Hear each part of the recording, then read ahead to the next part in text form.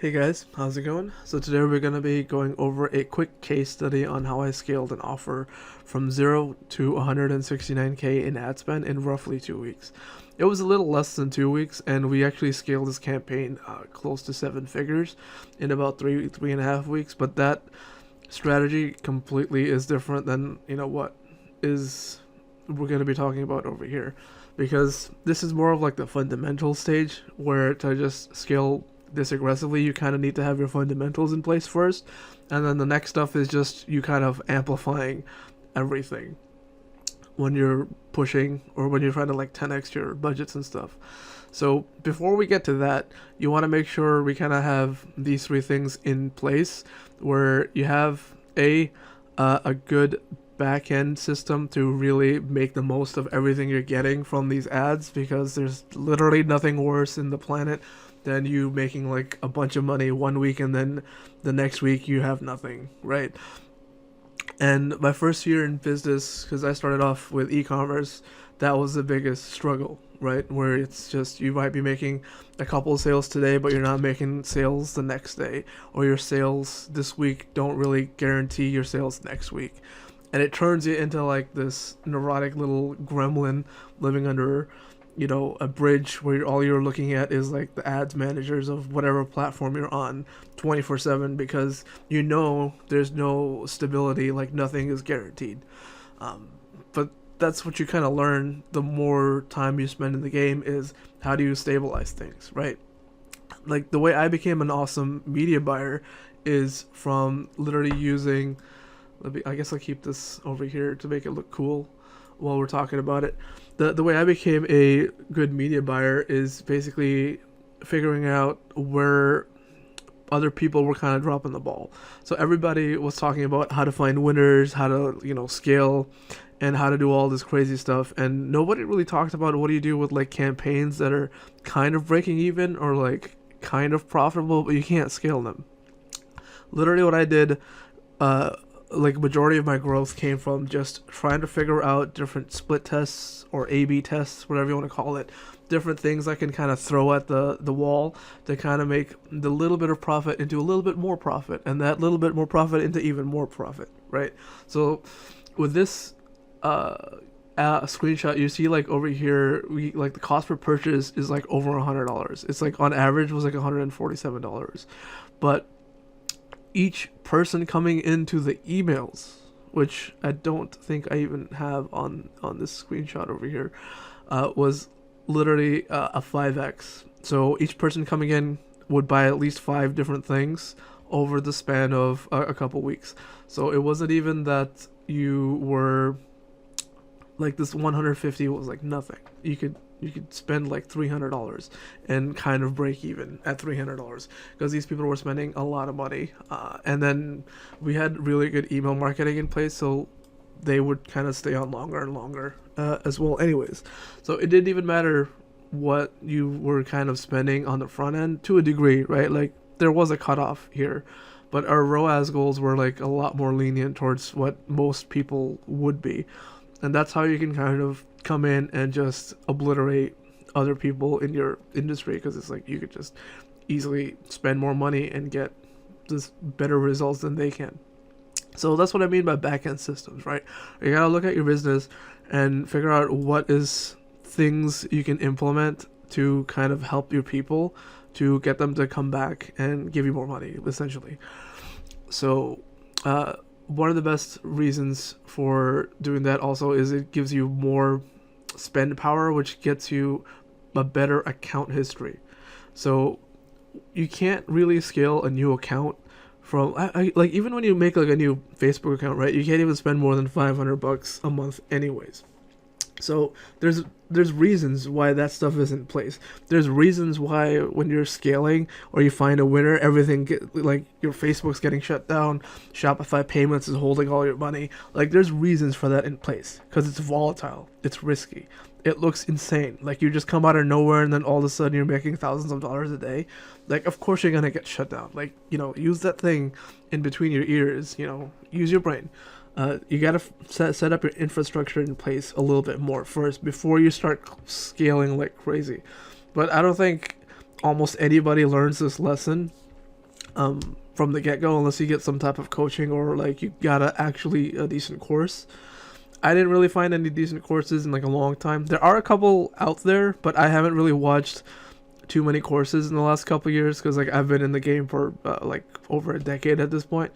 So the last course I bought, I was like, this guy is literally just like, his whole shtick is like, you run everything in like one campaign, and while it works, it doesn't always work, right? Like literally the last point I have is a buddy of mine saying like, yo, like interests are still performing better than open. And if you even go to the guy's Facebook group, there's people still saying that they still can't get the one campaign thing to like perform properly, and the old way of like how they're running things is still working better. And that kind of goes into how everything and nothing kind of works, because each, like at the end of the day, every ad account is like a giant Rubik's Cube with like a ridiculous amount of moving parts, right? So the main thing you want to focus on over here at the early stages of scaling is just literally these three things. You don't really need to worry about too much other things. I guess one other thing you can kind of add is like your we'll do like a soft one here. What is it, like fulfillment and support. This camera or this giant mic is like in the way. So this is it's kind of implied that you kind of have this stuff under lock while you're scaling, is because before you really start like reinvesting your profits into pushing for a more aggressive scale, is you want to make sure your fulfillment and your support is on par.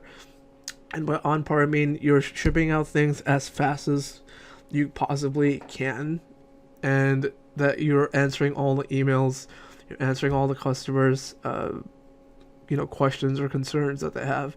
And the best part is, like, especially if you're starting out, right, you want to do your emails when you're starting out. Everybody says it's the first thing you outsource, but I think you need to kind of do it for at least 500 emails or 500 new questions that you get, depending on your business model.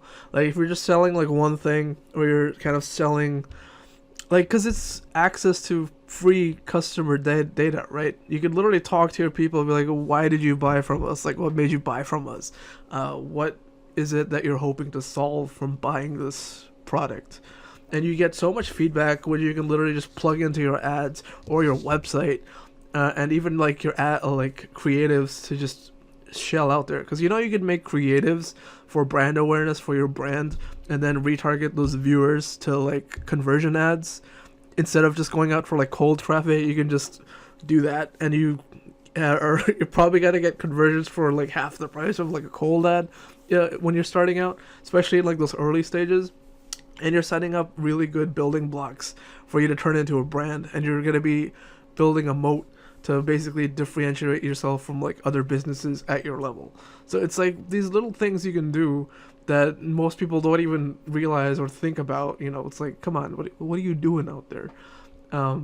Like, do a good job. Like, it's an actual business. Treat it like a business, and it will reward you as a business would reward a valuable employee.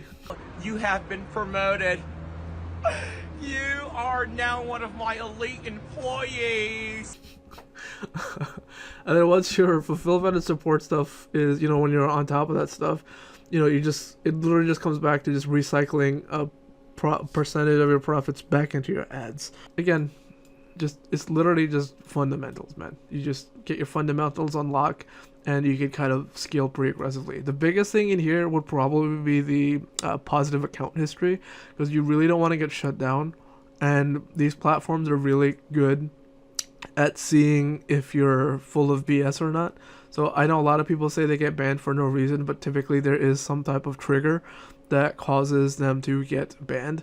There is a little bit more information about this stuff, but I don't want to give that out on a YouTube video, because that's not fair to my clients or like people that paid me for that info. But there are reasons why you get banned for things. So biggest thing you can get, take away from this: build a good account history. Go a couple months where you're kind of scaling like a good boy or girl, or toaster, whatever you want to identify as, and show the platforms you're serious, have like a good business in play, and then you can kind of scale a lot better. That's why I kind of stick with most, all white hat stuff.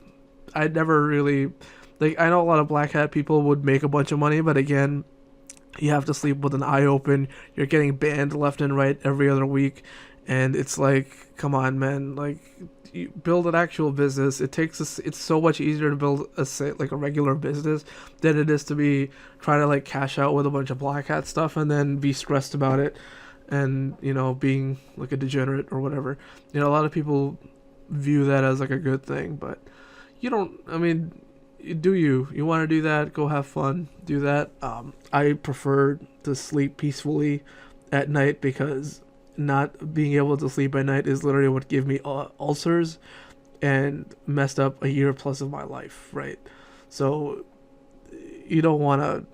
I personally don't want to go back down that type of stuff, that type of road. I like to keep things simple, and simple works, simple scales, and makes people happy and makes people lots and lots of monies. So yeah, that's it. Let me know if you have any questions in the comments, by the way.